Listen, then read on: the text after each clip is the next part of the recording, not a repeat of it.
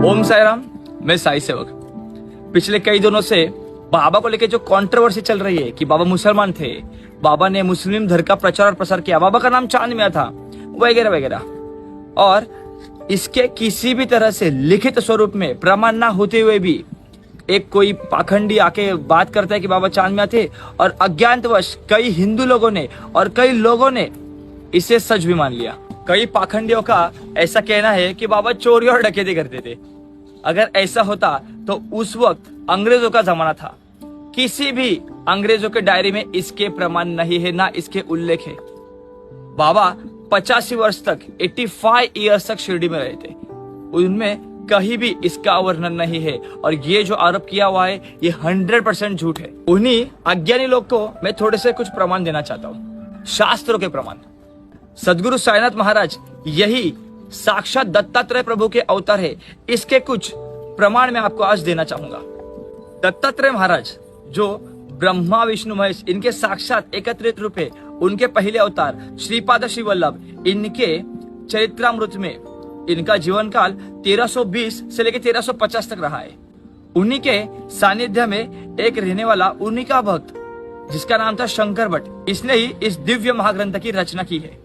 इसी में श्रीपाद स्वामी कहते हैं कि मैं ही आगे धिशिला नगरी में, मतलब आज के शिरडी, यहाँ यवन वेश में सदगुरु साईनाथ महाराज मतलब साई बाबा इस नाम से यवन वेश में फिर एक बार अवतरित होने वाला हूँ। इसी दिव्य महाग्रंथ में भविष्य में कुछ होने वाली अद्भुत चीजों का वर्णन किया गया है, जैसे कि छत्रपति शिवाजी महाराज, समर्थ रामदास स्वामी, गाडगे महाराज, मानिक प्रभु, अक्कलकोट स्वामी समर्थ महाराज, नृसिंह सरस्वती महाराज, समर्थ साईनाथ महाराज, और ऐसे कई संत महात्माओं का इसमें भविष्य रूप में वर्णन किया गया है।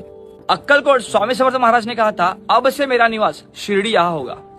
उन्होंने 30 अप्रैल 1878 इस वक्त वटवृक्ष के नीचे महासमाधि ली थी, और इसी के बाद श्री स्वामी समर्थ महाराज ने जितने भी उनके भक्तजन वहां जमा हुए थे उनको कहा था, अब से मेरा निवास शिरडी यहाँ होगा।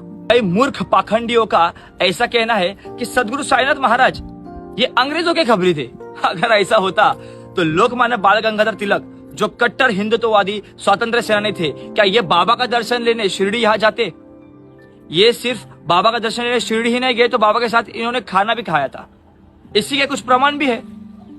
बाबा क्रांतिकारियों को गुप्त तरीके से मदद करते हैं, ऐसी खबर अंग्रेजों को पहुंची थी, और इसीलिए उन्होंने एक पुलिस अधिकारी की नियुक्ति की थी जो आगे चल के बाबा का बहुत बड़ा भक्त हुआ, और जिसने बाबा पर कई सारी चीजें लिखी, जिसका नाम था दासगनु। इसी के साथ आगे बाबा पर लोग ऐसे आरोप लगा रहे हैं कि बाबा मुसलमान थे और बाबा मुस्लिम धर्म का प्रचार और प्रसार करते थे।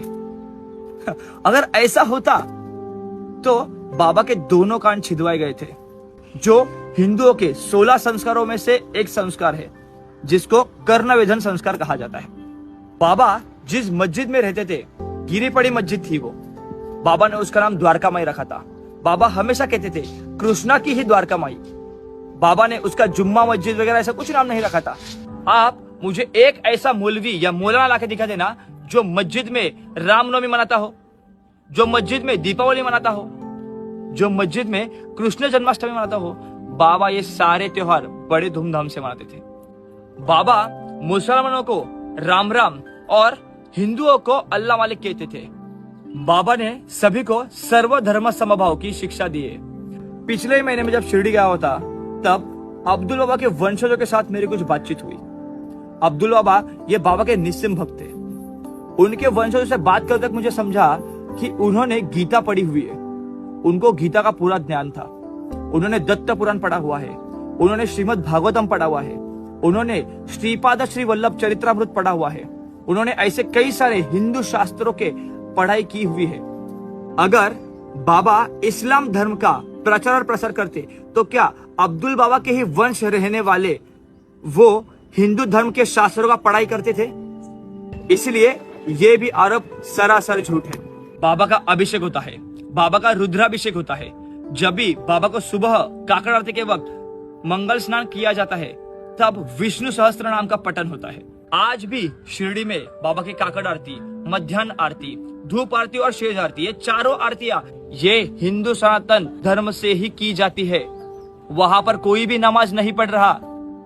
और यही सोचने वाली बात है, अगर बाबा इस्लाम धर्म का प्रचार करते और प्रसार करते तो शिरडी में सारे हिंदू छोड़ के सारे मुसलमान ही होते और सारे बाबा के जो भक्त थे वो सारे इस्लामवादी होते।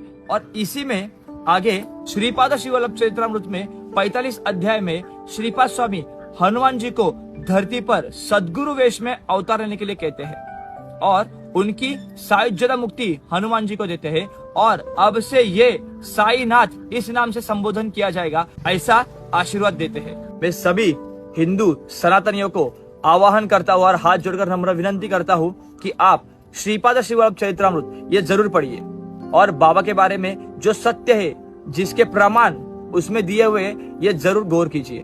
किसी पाखंड या ढोंगी का सुनने से अच्छा आप शास्त्रों के प्रमाणों पर ज्यादा विश्वास रखिए और सदगुरु साईनाथ महाराज की निरंतर सेवा करते रहिए। मैं कुछ नाम मेंशन करना चाहूंगा, इनके सदगुरु साईनाथ महाराज के रिलेटेड वीडियो जरूर देखना।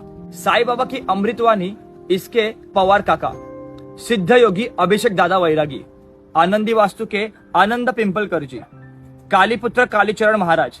इन्होंने शास्त्रों के आधार पर बड़े विस्तृत तरीके से सदगुरु साईनाथ महाराज के बारे में विवरण किया हुआ है। सदगुरु साईनाथ अर्पणमस्तु, शुभम भवतु। ओम साई राम।